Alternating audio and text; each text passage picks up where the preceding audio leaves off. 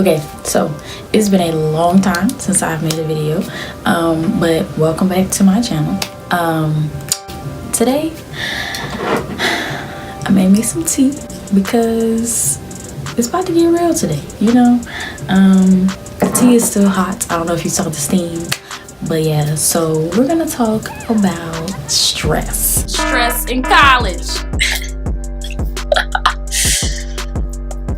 Like, I get stressed out just talking about stress, which is crazy, backwards, extra, whatever you want to call it. But yeah, so we're gonna talk about how to deal with stress in college, because I be stressed out. I'm a senior.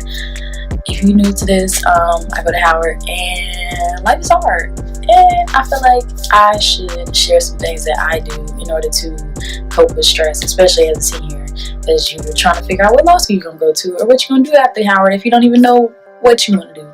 So it's a lot to deal with, but also I feel like people should definitely know some positive ways to deal with that type of stress, that type of headache, that type of issue. So I definitely just wanted to speak on that. I want to start a series of different things that you can do as a college student to just be more positive and get through a lot of things, because as a college student you're gonna go through a lot. It's gonna be a lot of things that are gonna stress you out, make you upset, blah blah blah, especially with places like Howard, the Mecca. So I just want to share five tips on how to deal with stress as a college student. So tip number one, creating healthy habits for yourself. So the tea is still hot. A lot of college students have some very unhealthy ways that they deal with stress. We all know what they are. Whether it is turning the bottle upside down, whether it is the ganja, the Mary Jane. I understand, been there, done that. But at the end of the day, it takes 21 days to build a habit, to create a habit, and it's very hard to get rid of a habit once you're done. A lot of people don't understand that any habits that you form in college, you're more than likely going to continue with in your adult life. You're already an adult now, so as your brain is still developing in this stage of your life, any habits that you form now, you're more than likely going to continue them. So if you're smoking every day, that's not going to stop once you graduate. Like, it's not. If you're drinking every day, all day, you wake up, drink, oh, let me throw a little vodka in my orange juice,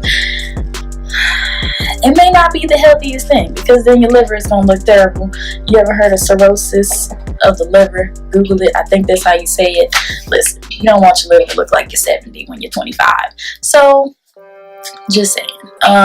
Brunch is cute every now and then, but you know, just make sure that you're handling stress in a very healthy way. People create a lot of unhealthy habits for themselves. So number one, healthy habits. Tip number two, ancient texts. Are you reading your ancient texts? When I say ancient texts, I mean BC, before Christ, AD, after death, all of that stuff. So the Bible, the Quran, I don't know the rest of them, but if you're spiritual, cool, great. If you're not, you can just skip this part, like skip. So yes, ancient texts. So I was raised Baptist, so a huge part of my life was going to church every Sunday faithfully, sometimes on Wednesday, a lot of times for choir rehearsal, whatever, like very involved in the church. Even today, I still am pretty involved in church.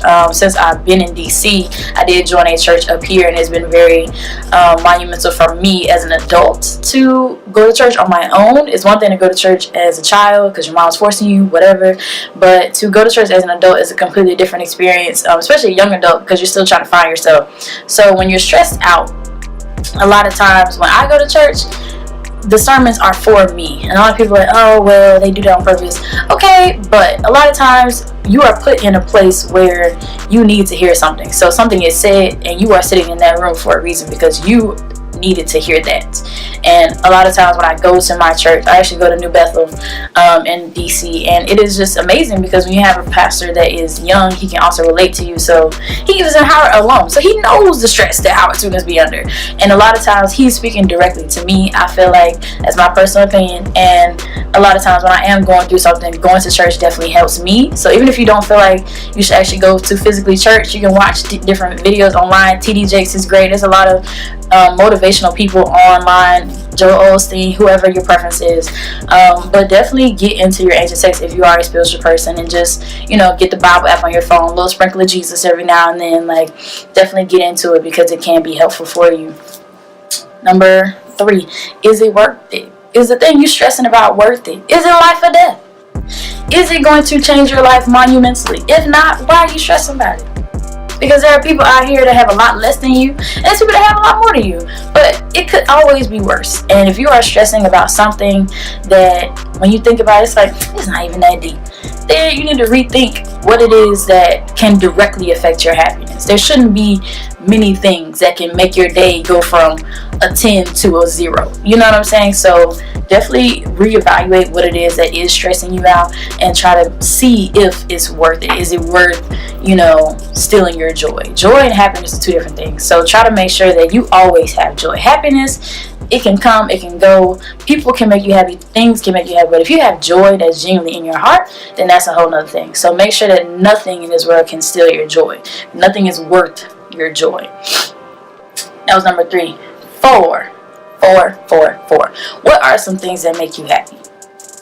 Like, if somebody asks you that question right now, what makes you happy?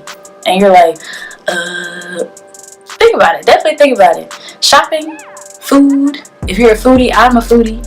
I literally, sometimes, a lot of times, if I need something that just perk me up, it's most likely chocolate ice cream. I'm not gonna lie. I love brownies. I love chocolate. Anything that's just delectable. You feel me? But what is it that makes you happy? If it takes you a long time to answer that question, you may need to explore some things. Like, does art make you happy? Does singing make you happy? If your happiness is found within certain people, that's cool, but you also need to figure out what it is about them that makes you happy. What are these characteristics that make you happy? And surround yourself with people like that. Surround yourself that are positive, that are always uplifting you. Because if there are people around you stealing your joy, those may not be your friends.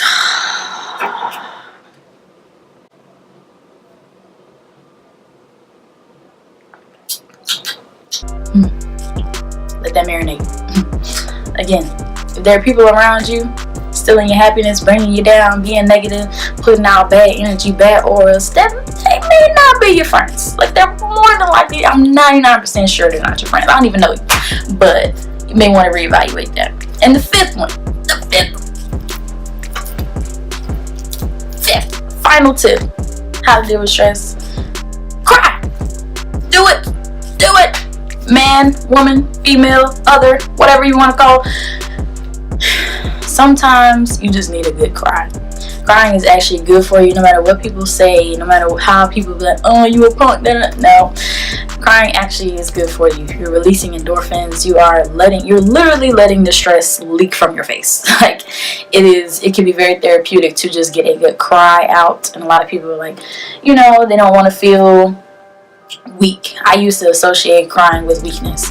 Now I cry when I'm happy, I cry when I'm sad, I cry when I'm stressed, I cry when things are going well, I cry when things are going bad. Like, sometimes it's just good to cry. It's good to just flush out things, and I think I know for me that's a good way to flush out things.